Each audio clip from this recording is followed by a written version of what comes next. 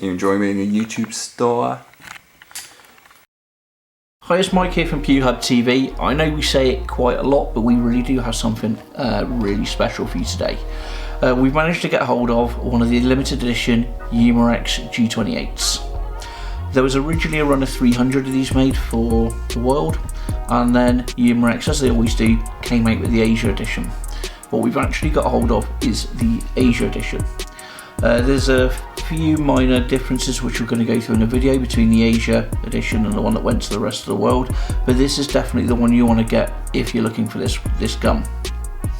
We'll look at the features. Starting at the front, we've got a decent CNC steel muzzle flash.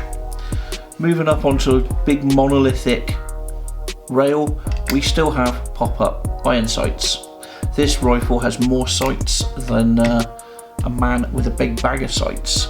Moving down the rail, which is numbered, for anyone's ever wondered why they have the numbers on the rails, is so when you're cleaning your rifle and you take a sight off or anything, you know which number, you know where it goes, you can pop it straight back on and your rifle set up exactly how it was before. One of my top tips. The rifle actually comes with the full mounting for the scopes. It doesn't come with the scope, that's just been left on purely for illustrative purposes, but it does come with the mounting, including this one on top, which will fit a T1. If you gonna buy a T1 to go in this, I would actually go and buy it from a shop. Go and buy it face to face and take this with you and see if the shop will carefully let you try and put it in, because a lot of the T1s on the market are slightly too big to go in here. Okay, so the T1 gives you your third sight system. So we've got the one built into the rail with the pop-up sight just underneath the scope there. We have your main scope, and then you've got a dot sight, a T1 dot sight on top. So it's very, very oversighted. Moving backwards, we have the stock. The stock's really interesting, so it's a 417 style sliding stock with ambidextrous sling loops. There's a adjustable cheek piece, you can actually raise and lower this to suit your face. But the key thing is when we slide our stock, that cheek piece stays in the same position.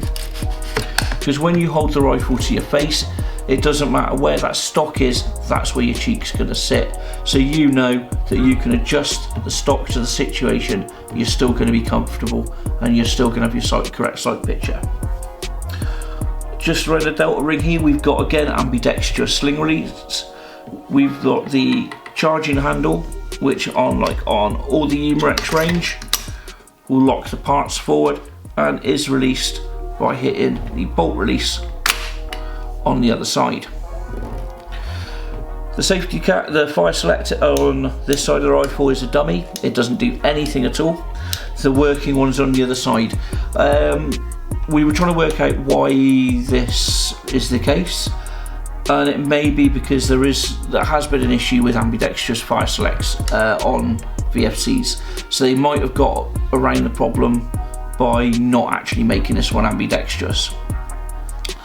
The rail covers on the side of the rifle also come with the rifle. They actually come in the box, and so does the Harris Bipod.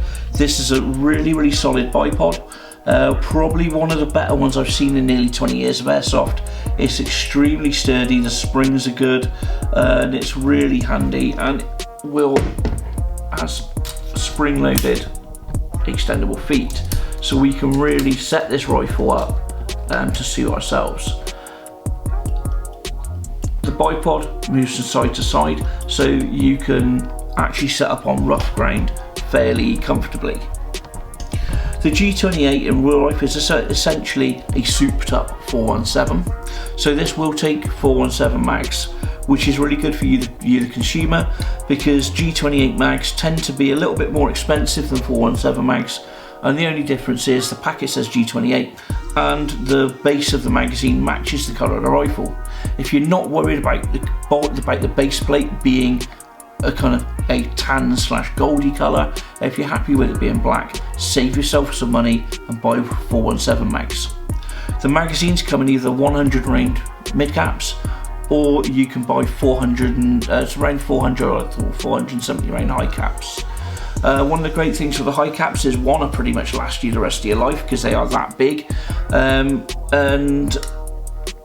the mid caps are absolutely bulletproof. I actually had one of these myself, and I had a couple of 417s, and the mid caps really are bomb proof. You are a bit difficult to get tack gear for tack and magazine pouches, but if you go on somewhere like Military First or UK Tactical, there's a limited selection. So one of the things I would say, if you're looking at buying something like this, you might be limited in the loadouts, in the tack gear, the loadouts and the camouflage that you're going to be able to have. They chrono out the box around about 450 and absolute animals. I said there's a few differences between this and the kind of the main edition.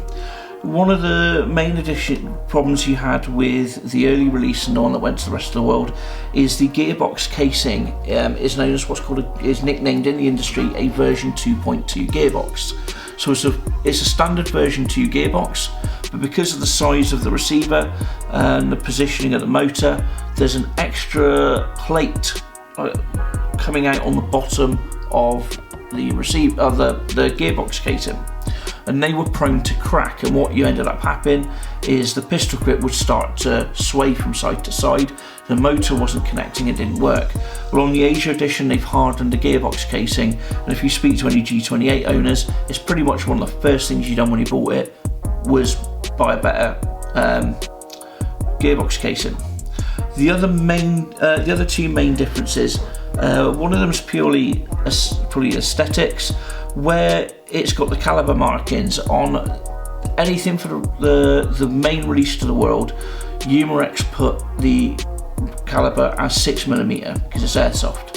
On the Asia editions, it will actually give you the caliber of the real weapon. So this one shows caliber as 7.62 × 51. If you had the airsoft version, it would just, if you had the main version, it would just say 6mm. The other difference, this comes with a hard case. It's an offensively large hard case.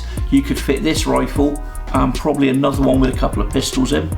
If you're gonna use the case it comes in, have a real think about it, because you're gonna need to potentially put the back seat to your car down and passenger seat full forward. It takes up a lot of space. The actual rifle itself doesn't necessarily need that much. It'll fit in a normal rifle box potentially, with unscrewing the flash hider and putting that back on when you get it out of the box. Although it's nice to have a proper G28 box in the colour of the rifle with the name on, to make it a little bit more practical to take around with you, ditch that box, stick it in a normal one or a gun bag and take it out with you.